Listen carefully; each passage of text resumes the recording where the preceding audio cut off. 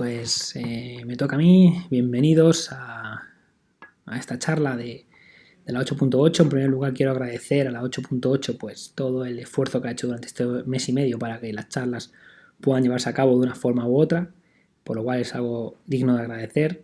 También agradeceros a vosotros que estéis presentes para escuchar esta charla. Y bueno, la charla de este año, yo es la tercera vez que doy una charla en la 8.8, aunque bueno, he estado de una forma u otra en 4 ocasiones.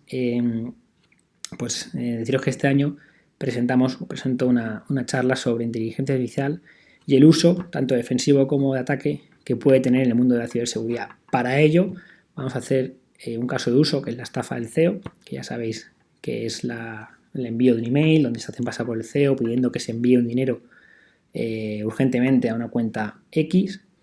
Y claro, al final es un email, es un método antiguo, muy eficaz todavía y que muchas empresas están cayendo ante esa estafa. Pero lo que queríamos probar es si la inteligencia artificial entra en este juego para crear una imagen, para crear un vídeo y para crear el audio de un directivo. Y entonces no es lo mismo que describa el directivo a que tú estés viendo, ¿no? Físicamente, en un vídeo, que tú estés viendo a ese directivo y escuchando a ese directivo que te está pidiendo algo. Entonces el impacto es mucho mayor y queríamos ver cómo de difícil era hacer esto, cómo se puede uno defender, y queríamos hacerlo en un modo low cost, es decir, que todo el mundo en casa, no para que lo hagan, pero sí que todo el mundo en casa pudiera ver que, pues esto es fácil, es accesible, las librerías están accesibles, el hardware mínimo para hacer esto tampoco es tan costoso. Es cierto que si lo llevamos al mundo cloud, pues esto se puede hacer mejor y se puede hacer en menos tiempo. Pero el modelo low cost que queríamos evaluar cómo de difícil era hacer esto y qué coste podía tener, pues es lo que queríamos también probar. Voy a dejar la cámara, voy a ocultar la cámara. Y bueno, pues la charla es esta, ¿vale? Es un poco lo que vamos a ir viendo. Yo soy Pablo González y soy ingeniero informático, estoy especializado en seguridad informática, en ciberseguridad y trabajo en Telefónica en el departamento de ideas locas desde hace ya unos años. Es un departamento de ideas locas que trabajamos con diferentes ramas. Una de ellas es la inteligencia artificial y otra rama es la ciberseguridad. En algunos casos tendemos a unirlas y ver qué ocurre, ¿no? Pero el objetivo del departamento al final es investigar y llevar líneas de investigación que pueden ayudar en una fase de pre-innovación a la organización, pues a descubrir nuevas vías de estudio, o para poder publicar papers, o para poder publicar artículos y poder jugar con la tecnología para ver cómo podemos mejorar productos, servicios de la empresa. Además, otro de los objetivos del departamento pues es esas investigaciones. En muchos casos acaban siendo herramientas open source que se publican a través del GitHub de Elevenpad. Entonces, pues todo ese trabajo que vamos haciendo, pues intentamos que sea lo más útil posible en un departamento que es bastante ágil, porque las ideas, como he dicho, pues es una fase de pre-innovación, es decir, es una innovación muy rápida y ver hasta dónde podemos llegar, ¿no? Además, soy director de máster de seguridad informática de la Universidad Europea de Madrid, soy cofundador de Flu Project y soy fundador de Hackers Club y MVP de Microsoft desde el año 2017. Soy autor de algunos libros de Zero Keyword y ya con esto quedo presentado, ¿no? Y también, antes de empezar la charla y seguir comentando, me gustaría comentaros un poco de dónde vengo, ¿no? Siempre que doy una charla fuera de mi país me gusta explicar de dónde vengo. Yo vengo de un sitio llamado Móstoles, que por situarlo un poco en el mapa, pues lo tenemos aquí cerca de Madrid.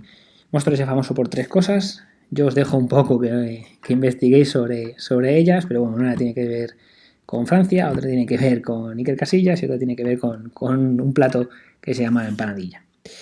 Bien, ¿qué es lo que vamos a ver en la charla? Como os he contado, el objetivo un poco era pues evaluar, ¿no? Tanto cómo se integra la inteligencia artificial en los ataques en ciberseguridad como en la defensa, porque a día de hoy sabemos, es algo que ya se sabe, que la inteligencia artificial ha llegado para quedarse en el mundo de la ciberseguridad, que va a mejorar las defensas y que va a mejorar los ataques. Entonces, queríamos llevar a cabo una evaluación de este tipo de cosas. Tenemos que elegir un caso de uso. Para nosotros era la estafa del CEO, porque la inteligencia artificial puede ayudar a que las estafas evolucionen y también puede ayudar a esa detección de la estafa. Pero también hay un caso muy claro que es en la reputación contra ciertas personas o ciertas organizaciones, porque se pueden crear vídeos como los deepfakes, vídeos falsos, pero que parecen muy reales, como vamos a ver algunos ejemplos a continuación. Por lo que, bueno, ¿qué es lo que vamos a ver en la charla? Pues vamos a hablar de noticias falsas, fake news, deepfakes, ¿vale? Vamos a intentar pues mostrar dónde se puede detectar, ¿vale? Una de las ideas que tenemos es también explicar cómo la inteligencia artificial aplicada a la ciberseguridad, pues si es un matrimonio condenado a entenderse o no lo es.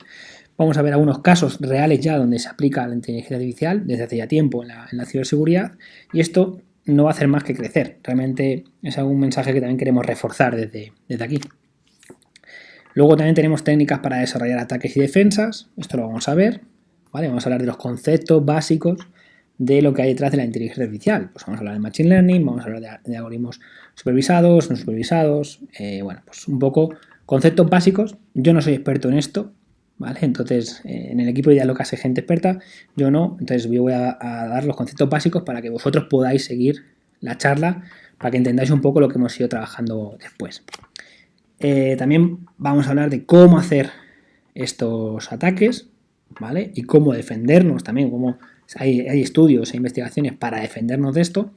Y vamos a hablar también desde el punto de vista siempre del modo low cost, que es algo que nos llamaba mucho la atención, ¿no? Es como difícil, porque a veces parece que es algo muy costoso, necesitamos tener cloud, necesitamos gastar miles y miles de dólares o de euros, y realmente no es así. Realmente alguien puede hacer algo porque hay muchas librerías open source sobre este tema y porque al final con hardware más o menos asequible pues uno puede comenzar a hacer este tipo de cosas, y esa es la amenaza real, ¿no? Cuanta más gente pueda alcanzar este tipo de software y de hardware, pues la amenaza es mayor y hay que tener mejores defensas, lógicamente. Y por último, pues la estafa del CEO, que la comentaremos, y su evolución y la aplicabilidad. Bueno, este vídeo de Obama seguro que lo habéis visto, ¿vale? Lo hice en una universidad, es un vídeo ya un poco antiguo y realmente parece Obama, ¿no? Pero fijaros cómo realmente crearon una especie de máscara alrededor de la boca, mapearon el audio, ¿vale? A través de una red neural, y bueno, pues todo lo que hablaban fuera de ahí eran capaces de mapearlo y sintetizarlo, y al final el mensaje, ¿vale? El mensaje parecía que era dado por el propio Obama. Ahí tenemos el ejemplo, ¿no? La boca, el movimiento de la boca. ¿Vale? El movimiento de la boca es importante, ¿no? Es lo que aprende ahí a generar ese movimiento. El resto de la cara sí que es real, ¿vale? Si vemos el vídeo, pensamos que es Obama, claramente. Nos vamos al segundo vídeo. Nos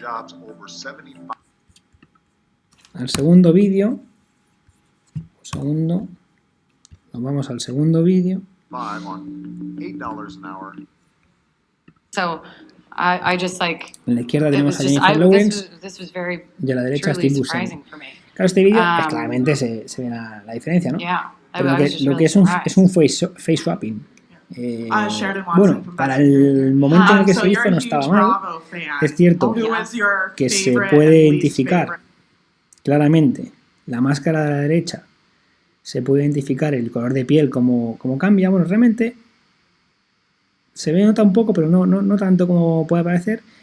Es verdad que el color de los brazos se puede identificar mejor en el de Jennifer Lawrence, en el real, que en el de Steve Buscemi. Pero bueno, la máscara está bastante bien puesta sobre la cara de Jennifer Lawrence, y como veis las facciones, ¿no? Es la cara de Steve Buscemi con los movimientos, las facciones de Jennifer Lawrence. Claro, el tema es que el peligro de las deepfakes al final es que la pornografía fue una de las primeras aplicaciones reseñables, ¿no? Aparecieron vídeos de actrices que aparecían en vídeos pornográficos y que eran realmente deepfakes, eran totalmente falsos, ¿no? Entonces, bueno, pues simplemente hay que tener cuidado con este tipo de cosas. Entonces nosotros nos empezamos a preguntar si realmente importa lo que es una fake news. Lógicamente importa, ¿no? Porque al final se puede utilizar para estafa, se puede utilizar para reputación, se puede realizar como ataque, desinformación, información falsa, causar el caos. Y aquí tenemos un ejemplo de hace bastantes años, ¿vale? Desde el año 2013 se lanza una noticia desde una cuenta oficial de una agencia de prensa en Estados Unidos a través de Twitter, que fue hackeado, y se dice que ha habido varias explosiones en la Casa Blanca. Entonces, de repente aquello, hay un caos en la bolsa, y la bolsa, por ejemplo, sufre unas caídas. Esto repercute, como vemos, una noticia falsa repercute en la economía de un país, por ejemplo. Puede llegar a hacerlo, ¿no? Entonces, claro, las consecuencias reales de una fake news son incalculables prácticamente, el saber cómo va a impactar una noticia falsa sobre una economía, sobre una sociedad, o sobre una guerra, o sobre lo que sea, ¿no? En el ámbito de ejecución de esa fake news. Bueno, entonces tenemos claro que una fake news importa y que las deepfakes son herramientas que se pueden utilizar para la desinformación, para hacer creer cosas que no son, para hacer estafas. Bueno, entonces, ¿la ciberseguridad y la inteligencia artificial están unidas? Sí. Generalmente, o tiempo atrás, donde se han ido uniendo, pues es en diferentes tipos de detecciones, ¿no? De anomalías. Por ejemplo, a nivel de malware, sí que existen herramientas que son capaces de detectar pues, que ha habido una ejecución maliciosa o que hay algún tipo de malware en el sistema y que pueden aprender, ¿no? de este tipo de situaciones a través de la clasificación, por ejemplo, de estos software. En el caso de las redes más seguras, como llaman aquí, a través de Machine Learning, se puede detectar anomalías, es decir, se puede enseñar a una IA a analizar tráfico, a clasificar qué tráfico es bueno, y pues cuando la IA, la gente de inteligencia artificial, detecte un tráfico que se dispersa, que no es bueno, es capaz de detectarlo, aprende a detectar ese tipo de tráfico malicioso, ¿no? O anómalo. Entonces, bueno, mis compañeros en Luca hicieron un talk donde explican bastante bien el tema y hablan de ello, tenéis el enlace. Y luego otro caso de aplicabilidad, por ejemplo, muy clásico, es la detección de phishing. Aquí sí que, bueno, existen servicios ya en Internet donde son capaces, hay agentes de inteligencia artificial capaces de detectar mediante patrones, bueno, mediante clasificación, también pues páginas de phishing, y se va aprendiendo, además, el motor va aprendiendo a detectar este tipo de situaciones. Entonces, estos son dos casos que nos afectan claramente, ¿no? Tanto en el caso del phishing como en el caso de la detección de anomalías en tráfico de red. Bien, pues ahora vamos con la parte de conceptos básicos. En la parte de conceptos básicos, lo que vamos a centrarnos es, bueno, pues en dar definiciones desde el punto de vista de una persona de ciberseguridad que no es experta en inteligencia artificial, sino que su campo es la ciberseguridad, pues dar conceptos para que vosotros podáis seguir la charla, ¿no? Entonces, ¿qué es el Machine Learning? Pues como dice aquí, la capacidad de una máquina de aprender de la experiencia. ¿El Machine Learning es nuevo? No, la verdad que no. El Machine Learning no es más que una rama de la IA, que como podéis ver en el gráfico, la inteligencia artificial aparece en los años 50. Lo que ocurre es que por no tener capacidad de cómputo, por no tener los procesadores, la memoria y todo lo que tenemos hoy en día, pues los algoritmos que se habían creado no eran capaces, no pueden ser ejecutados, ¿no? Claro, me parece que la inteligencia artificial es de ahora, pero realmente lleva muchísimos años, ¿no? Lleva casi 60, 70 años ya con nosotros.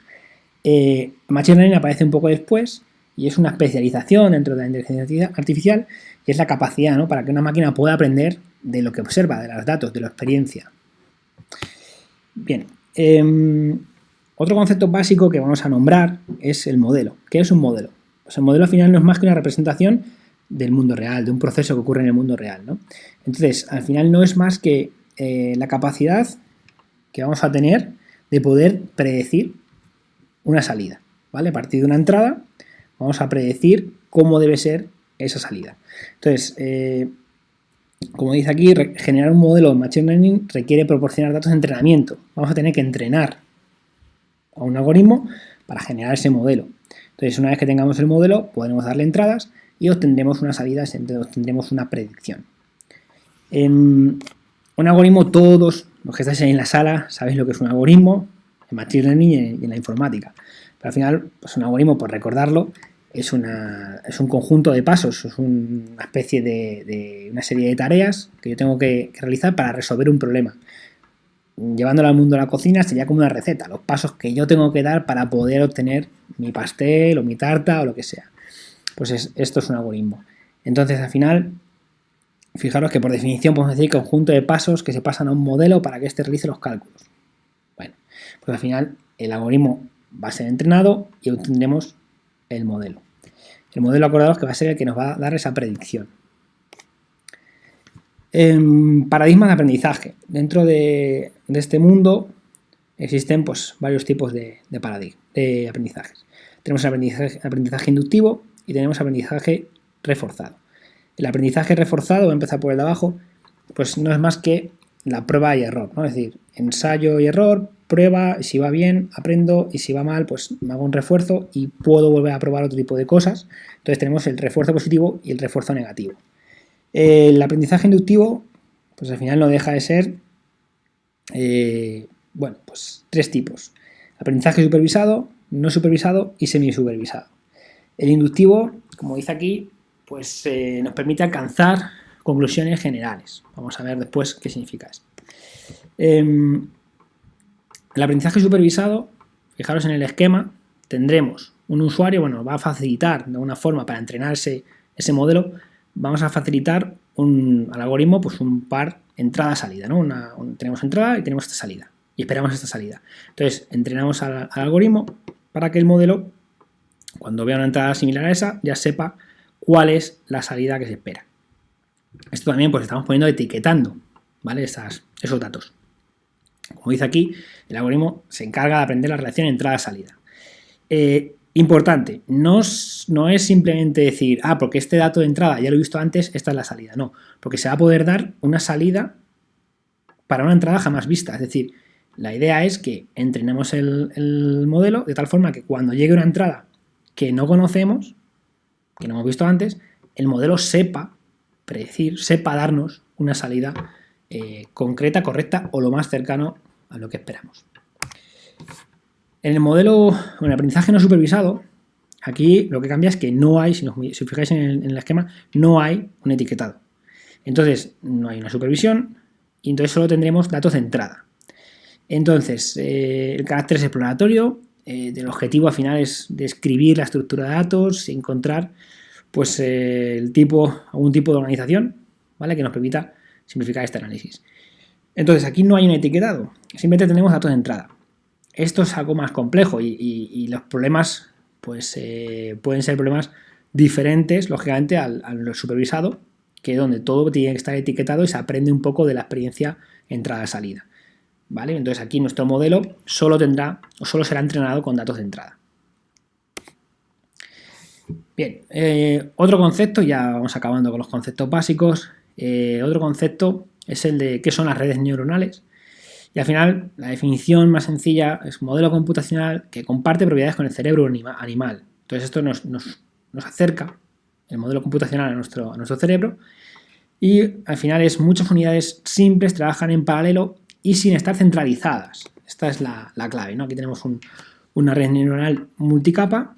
Si nos metemos dentro, podemos ver una capa y el perceptrón, que es la unidad básica.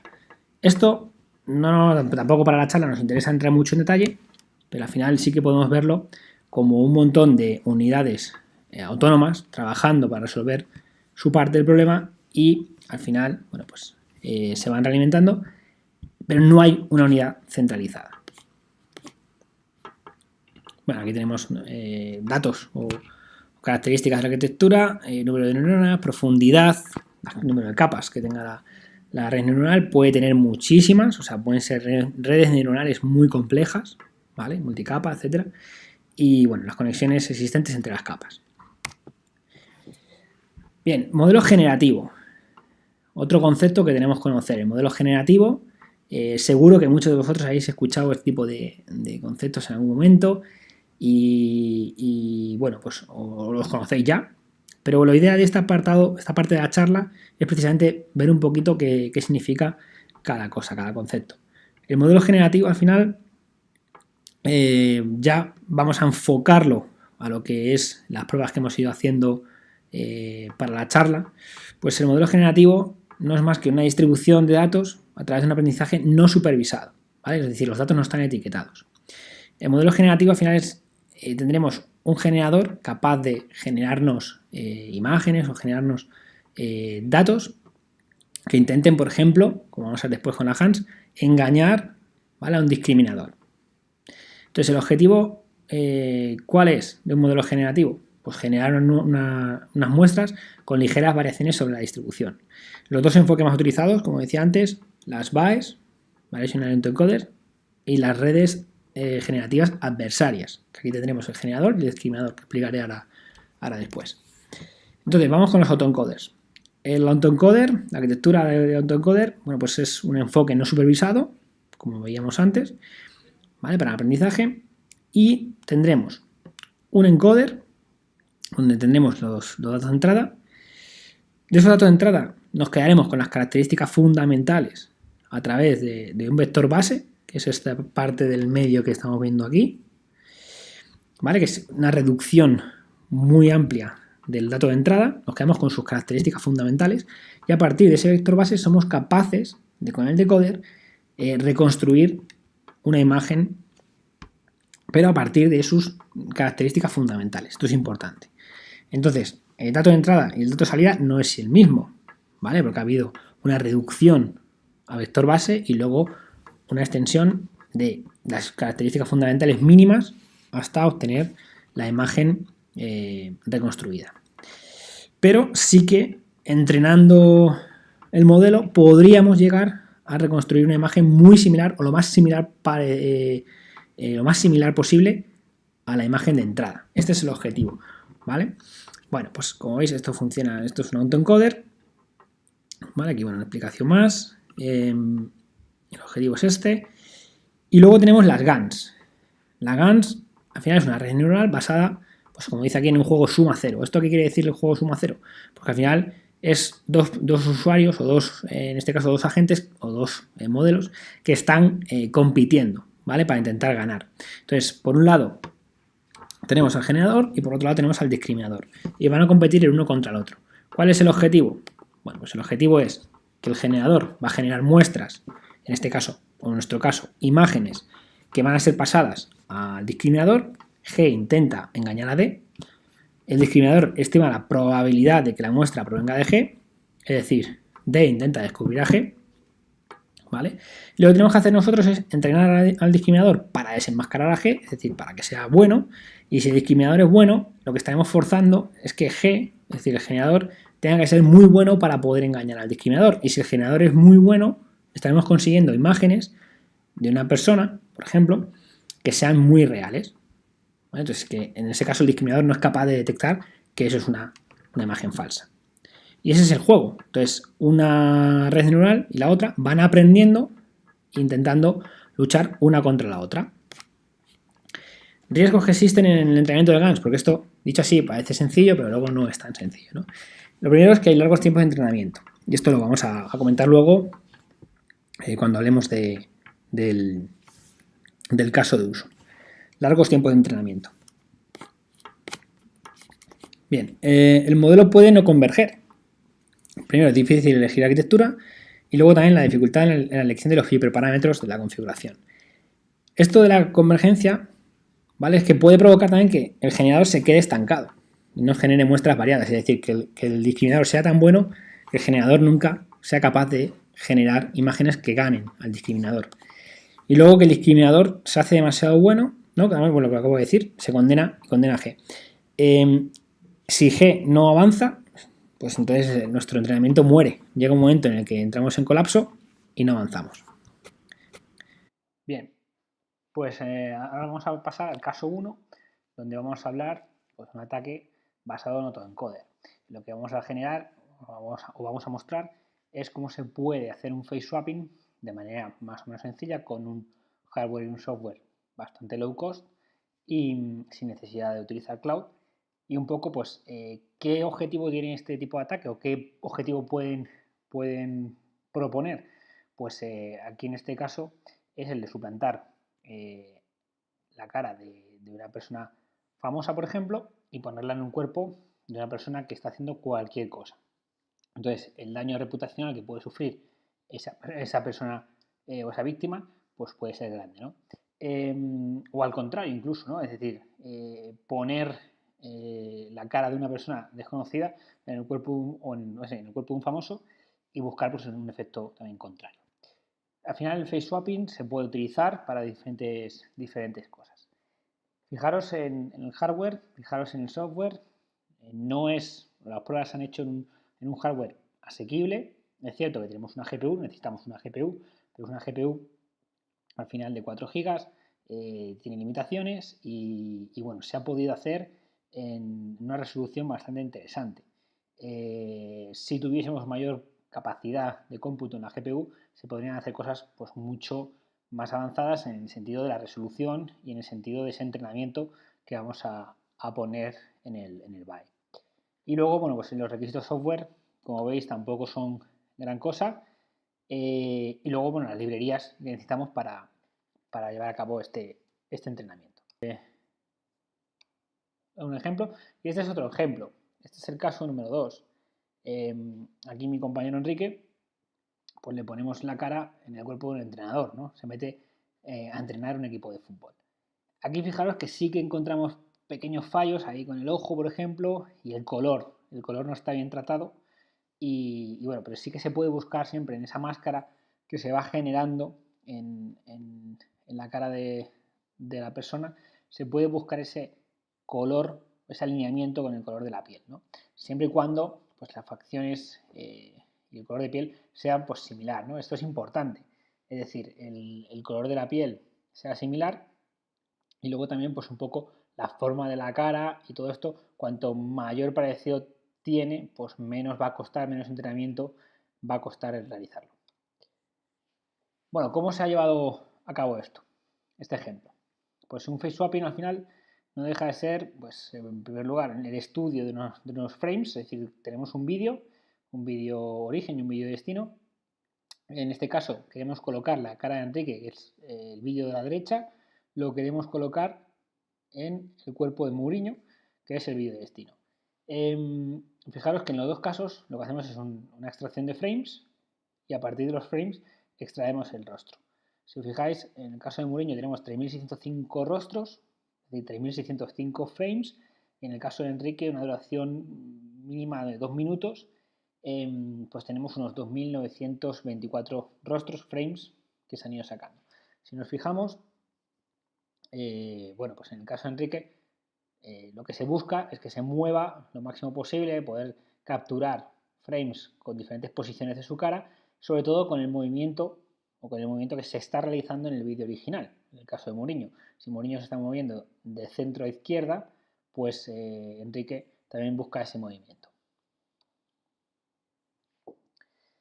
Bien, pues como vimos en la parte teórica, la parte de conceptos básicos, al final tenemos esto. Tenemos una imagen original, unos frames originales que son pasados por un encoder, se capturan las características fundamentales y se construye ese vector base y a partir de ese vector base somos capaces con un decoder de reconstruir la imagen. Fijaros que no es exactamente igual la imagen, la calidad no es igual, en ese entrenamiento hemos perdido un poco de calidad, con mayor entrenamiento se podría llegar a mejorar, pero sí que podemos entender que la imagen original y la imagen reconstruida, bueno, pues es la misma persona. Pues los pasos, como vemos aquí, bueno, tenemos el esquema, tenemos la imagen original A de Enrique, que pasa por un encoder A, de ahí se extraen las características fundamentales, se crea ese modelo, ese vector base de A, y a partir de un decoder se puede de nuevo reconstruir, a partir de esas características fundamentales del rostro de Enrique, se puede reconstruir la imagen de Enrique, más o menos con una calidad aceptable. En el caso de Mourinho, imagen original B, ocurre exactamente lo mismo. ¿Qué ocurre? Pues aquí no podemos hacer face swapping porque el encoder A y el encoder B son diferentes, ¿vale? Necesitamos partir del mismo encoder y a partir de aquí, ahora vuelvo a la parte de atrás, a partir de aquí, si queremos obtener una imagen de Mourinho con las facciones de Enrique, pues tomaríamos la imagen original A, pasaríamos por un encoder, que fijaros que es el mismo encoder en ambos casos, llegamos al vector base A con las características fundamentales del rostro de Enrique, sus facciones, su expresión, y eso es conectado con el decoder B que nos va a ayudar a obtener la imagen de Mourinho. Entonces tenemos las facciones de Enrique con el rostro de Mourinho. Pero lo que nos puede interesar es justamente lo contrario, ¿no? Lo que hemos hecho en el caso de cuando Pablo se mete a cómico y en el caso de Enrique que se mete a entrenador, es de la imagen original de Mourinho pasada por el encoder con las características fundamentales del rostro de Mourinho en el vector base B, se conecta con el decoder A de Enrique y se obtiene las facciones y expresiones de Mourinho con el rostro de Enrique, tal y como se puede ver aquí. De ahí que veamos los vídeos anteriores donde Pablo es metacómico y aparece el cuerpo del cómico con el rostro de Pablo, y en el caso de Enrique con Mourinho exactamente lo mismo. Bueno, volviendo atrás, esto es un poco lo que hemos visto en este ejemplo. Tenemos los rostros de Enrique y su reconstrucción en la segunda fila, la segunda columna. En la tercera columna tenemos los rostros de Mourinho originales y su reconstrucción. Y en la quinta columna lo que nos muestra ya son las imágenes de A generadas tras el decoder B, que es lo que acabamos de ver. ¿Vale? Ya son las facciones y expresiones de Mourinho con el rostro de Enrique. Aquí tenemos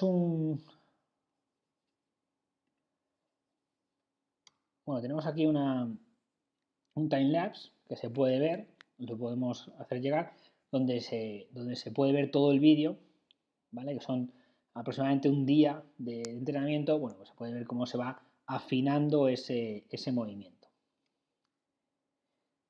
Vale, aquí tenemos lo que hemos explicado y ahora vamos a ver otro caso donde lo que queremos hacer es convertirnos en una persona, en este caso es Chema Alonso, y este es el ataque a través de las GANs. Antes teníamos un ataque a través de BAEs, de autoencoders, y ahora tenemos un ataque a través de GANs.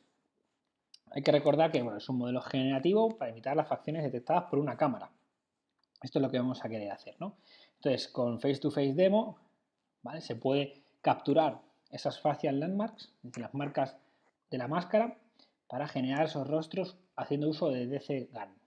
Todo esto, fijaros que tenemos los enlaces ahí y bueno, pues los requisitos software para ese entrenamiento, para poder generar el entrenamiento a través de una GPU. Y en este caso sí que podemos tardar, o en este caso tardamos como 3 días para hacer algo más o menos aceptable. Bueno, aquí tenemos el primer paso, sería la generación de datos de entrenamiento con 728 frames de vídeo. Fijaros que hemos bajado bastante respecto al ejemplo de las BAEs. Bueno, tenemos menos tiempo, pero tenemos un fondo blanco detrás que es interesante para, bueno, fijar bien estos límites de la máscara, ver los puntos interesantes de la máscara, de los landmarks, y bueno, pues es fácil. Fijaros que dice 68 face landmarks, o sea, 68 puntos para fijar la cara, en este caso de Chema. Bien, luego pasamos a hacer el entrenamiento del modelo generativo, ¿vale? Entonces, recordad que en una GAN tenemos un modelo generativo y un modelo discriminador. Bueno, en este caso hacemos uso de Pix2Pix con TensorFlow y, como he dicho, el entrenamiento tardamos alrededor de 3 días. Pero recordad que estamos utilizando una GPU que tampoco es último modelo y que no estamos haciendo uso del cloud. Esto haciéndolo uso en el cloud, pues tardaríamos en menos de un día o en horas, podríamos tener algo bastante potente. Y seguramente invirtiendo un poco más de dinero, sí que podríamos tener una calidad todavía mucho más fina. Bien, luego después del entrenamiento hay que testar el modelo, ¿vale? Para eso hay que reducir el modelo entrenado, congelamos el modelo a un único fichero y ejecutamos el testeo facilitando pues imágenes, ¿vale? Las vamos a proporcionar a través de una webcam.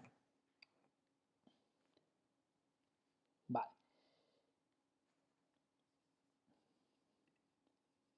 Bueno, y aquí se construye un poco la estafa del CEO.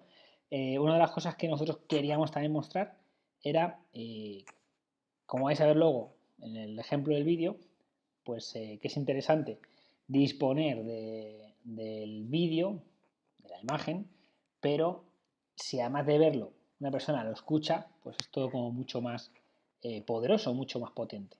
Entonces nosotros estuvimos trabajando con una API de Microsoft que nos permitía bueno, pues entrenar un modelo de tal forma que pudiese una IA hablar como una persona concreta. Entonces, lo que estamos haciendo es enseñar a una inteligencia artificial a hablar, en este caso, como Chema Alonso. El resultado es el siguiente. Bien.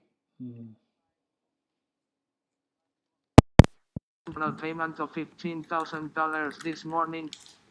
Please find the way around it. I'm currently in Las Vegas and I'm very busy.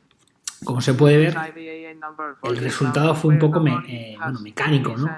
Metálico. Y bueno, ¿cómo se puede mejorar esto? Es verdad que suena como Chema, pero esto en un audio suena un poco metálico. Ahora voy a explicar cómo se puede mejorar. Lógicamente se puede mejorar con el entrenamiento, ¿vale? Nosotros no le dedicamos todo el entrenamiento necesario, pero voy a explicar un poco los pasos. Nosotros conseguimos ese modelo personalizado de voz a través de una API que se llama Microsoft Custom Voice, y al final no es más que una red neuronal profunda que es capaz de generar ese audio, ¿vale? Con la pronunciación y entonación de la persona suplantada. Ahí tenemos el enlace al servicio y bueno, ¿qué requiere esta API? Pues esta API lo primero que nos pide es aislar muestras de audio, ¿vale? Las muestras de audio tienen que encontrarse en inglés o en chino. Todavía el castellano, el español no está soportado. Y bueno, al final tuvimos que descargar una serie de vídeos de YouTube de Chema hablando en inglés, en este caso, porque al final el lenguaje soportado es el inglés. No nos valía todas las charlas que puede tener en español.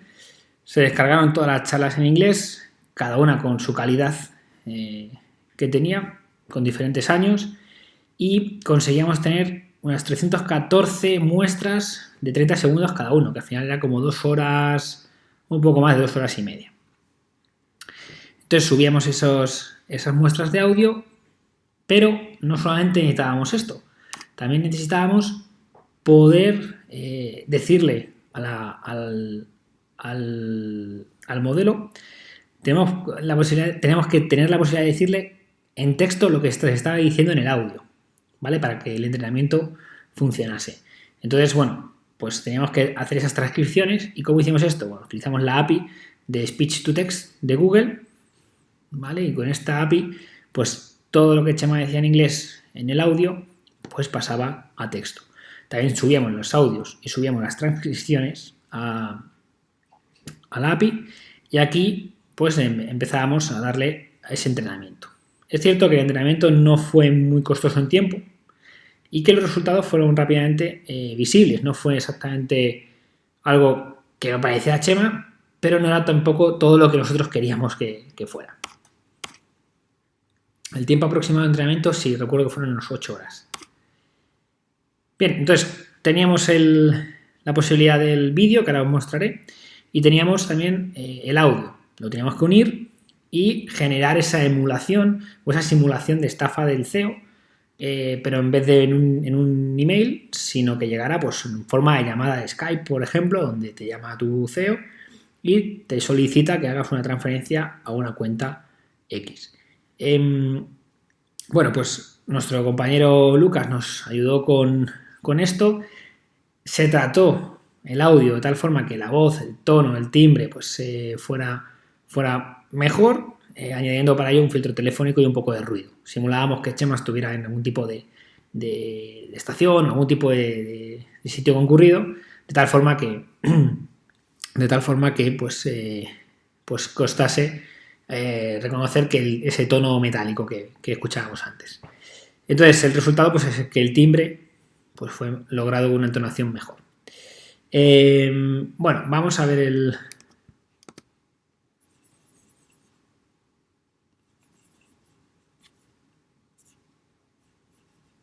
vídeo. Vale, aquí tenemos la simulación. Tenemos la simulación en la que un Chema ficticio nos escribe por Skype. Nos dice que bueno, que intentado llamar, pero que no ha podido, que sí estamos disponibles. Y bueno, pues le diremos que sí y nos llama. ¿Vale? En el momento que nos llama, ahora vamos a ver cómo la inteligencia artificial ha generado o genera esa imagen de Chema con el movimiento de una persona, pero con la cara de Chema, y luego lo que... Hi Luis, are you available to handle an international payment of $15,000 this morning? Vemos también Please como find the el way audio around it. I'm currently in con Las ese Vegas filtro, and I'm ese very busy. ruido de fondo va Use this mejorado IBAN bastante, ¿no? number for the account where the money has Chema to se be mueve sent. tal como la Take cámara note of it. capturaba que se movía Yes, Enrique. 9121000 O como la cámara capturaba que me movía yo, ¿no? Entonces, bueno, pues esto, o cualquier persona que se pusiera ante la cámara, pues aparecía un Chema reconstruido por la inteligencia artificial a través de la GAN. Y ahí teníamos. Lo que le estaba solicitando es, manda un dinero, una cantidad de dinero a una cuenta bancaria, da el número de la cuenta y dice que es urgente. Bueno, pues esto es la estafa del CEO transformada al mundo de la inteligencia artificial. Ahora lo que nos interesa ver es un poco las detecciones, ¿no? Entonces nosotros empezamos a estudiar este tema hará un año y empezamos a ver, bueno, pues el tema de las fake news, cómo se podía, dejando aparte la parte de deepfakes, la parte de fake news, cómo se podía detectar o hacer un análisis de ello, ¿no? Entonces, para ello llegamos a la parte de análisis de sentimientos, que son algoritmos capaces de detectar pues un poco el sentimiento, un poco también los clickbaits, intentan detectar pues incluso en algunos sitios se puede detectar el realismo de la noticia. Hay diferentes APIs y se está trabajando en esto, ¿no? Para poder detectar pues lo que es una fake news de lo que no. Es un tema realmente complejo. Aunque aquí ponemos que es un problema sencillo de aplicación, es un problema sencillo en el que el Machine Learning pues tiene sentido, pero en muchos casos no es tan sencillo detectar si estamos ante una fake news o no.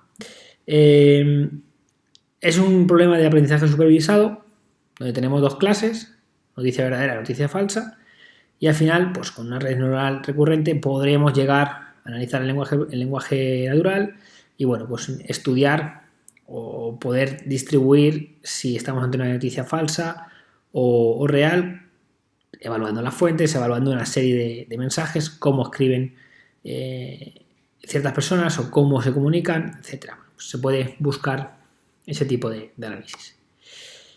La dificultad que tiene este análisis, pues la gran cantidad de información requerida para ese entrenamiento, el enorme esfuerzo de etiquetado, porque al final estamos ante un algoritmo de aprendizaje supervisado.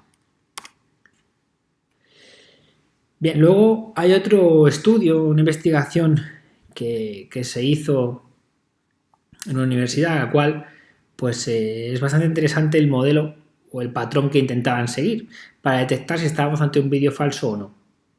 Y era la periodicidad en el parpadeo de la persona que aparece en el vídeo. Según estudios, pues lo que se llegó a conclusiones es que los seres humanos tenemos una frecuencia de parpadeo más o menos definida en función de si estamos nerviosos, si estamos tranquilos, si estamos ante una situación extraña para nosotros. Depende cómo estemos, tenemos unas frecuencias, unos rangos de frecuencia en el parpadeo. Cuando un vídeo se podía detectar que la frecuencia del parpadeo era diferente a lo que los rangos de ese estudio, por ejemplo, nos marcaban, pues teníamos indicios de que ese vídeo podía ser falso. Si eso se estaba repitiendo mucho, pues ahí tendríamos un problema. Si nos fijamos en la imagen de abajo, se puede ver cómo en los mismos frames podemos encontrar parpadeos donde en la parte de abajo, que es la suplantación, es el face swap, pues no encontramos. ¿Vale? Entonces, bueno, en el caso de abajo, que es el vídeo falso, es con la cara cambiada, pues ahí encontramos que no hay parpadeos donde arriba sí que los encontramos en una frecuencia normal. Es un estudio bastante interesante, como se puede ver. Bien, pues bueno, le damos el enlace. Yo os recomiendo un poco que echéis un ojo a este estudio, a esta investigación. También decir que la gente de Facebook y Google recientemente han empezado a trabajar en la generación de un dataset de deepfakes, de tal forma que al final ese entrenamiento se haga ya contra vídeos ya etiquetados como deepfake y bueno, pues están trabajando también de forma intensa en esto, porque al final es claramente una amenaza, ¿no? El no poder distinguir lo que es real de lo que no es real, pues supone una amenaza que puede ser utilizada de muchas formas para hacer algo malicioso. Nosotros hicimos una prueba basándonos en el ejemplo de los parpadeos. Se realizó un pequeño script donde nosotros podíamos evaluar mediante ese análisis de parpadeo y clasificar, utilizando un clasificador gaussiano, pues entre la velocidad del parpadeo, el número de parpadeos, la duración del parpadeo, la máxima y la mínima separación entre los parpadeos, pues estos parámetros era lo que caracterizaba nuestra rutina. Y bueno, pues al final, como he dicho, se utilizaba un clasificador gaussiano para poder, bueno, pintar estas distribuciones y encontrábamos esto. En el caso del face swapping de Pablo con Miguel Lago, si os fijáis, la fuente real, la imagen real se encuentra en morado, en el centro prácticamente de la imagen. El rojo, ese face swap, está totalmente fuera y está clasificada como detección de deepfake por la duración del parpadeo. Y en el caso del ejemplo de Steve Buscemi con Jennifer Lawrence, pues encontramos también que se detecta. El morado es verdad que se nos desplaza un poco, pero está también muy, muy lejos del rojo, es claramente se detecta por los parpadeos también. Bien, como conclusiones, bueno, la primera, fijaros, es una frase de Obama con el que abríamos la charla en el vídeo, que dice que si todo nos parece igual y no podemos distinguir, entonces no vamos a conocer cómo protegernos, no vamos a poder saber cómo luchar contra esto. Entonces podemos perder, pues acabar perdiendo pues, todo tipo de libertades y bueno, todo puede ser un poco caótico. Y esto es real, ¿no? Entonces, engañar a la gente sale muy barato, entre comillas, como se ha podido demostrar. Se puede generar de forma low cost vídeos pues de un directivo de una organización o de un famoso para dañar su imagen o, en el caso del directivo de la organización, para aplicar una estafa del CEO 2.0, si la queremos llamar así, una estafa del CEO evolucionada. En el mundo actual, la inteligencia artificial y la ciberseguridad van a ir de la mano, ya están yendo de la mano y no es extraño que en unos años veamos también esos perfiles de gente especializada en ciberseguridad con gente especializada en inteligencia artificial juntos e incluso en una persona y que, bueno, pues al final, tanto la parte ofensiva como la parte defensiva, la inteligencia artificial tiene mucho, mucho, mucho que ver. Los límites de la IA no se han vislumbrado todavía y la ciberseguridad se verá fortalecida, ¿vale? Pero también atacada. Tenemos que entender que los ataques van a ser más complejos y que los ataques van a ir orientados también a que vamos a atacar con unos agentes de inteligencia artificial y podemos defendernos también con este tipo de inteligencias. Pero el factor humano va a tener que estar todavía muy, muy presente. Esto también nos tiene que quedar muy claro. El conocimiento y la concienciación van a ser de nuevo pilares sobre los que nos tenemos que apoyar. Vamos a tener que ser críticos con todo lo que veamos, con toda la información que consumamos, porque al final, como decía la frase de Obama, si no sabemos distinguir lo que es real de lo que no, tenemos un grave problema. Por lo cual, el conocimiento de estas amenazas y la concienciación sobre esto es muy importante, ¿no? Al igual que en la creación de la cultura de la seguridad en las organizaciones, pues esto es algo nuevo y que tenemos que introducir para que no solamente en las empresas, sino en la sociedad, para que conozcamos los riesgos a los que nos enfrentamos. Bueno, pues por mi parte es todo. Quedo a la espera de preguntas. Como he dicho al principio de la charla, me hubiera encantado estar allí con ustedes y bueno, espero otro año poder estar en otra 8.8 y disfrutar de Chile. Un saludo.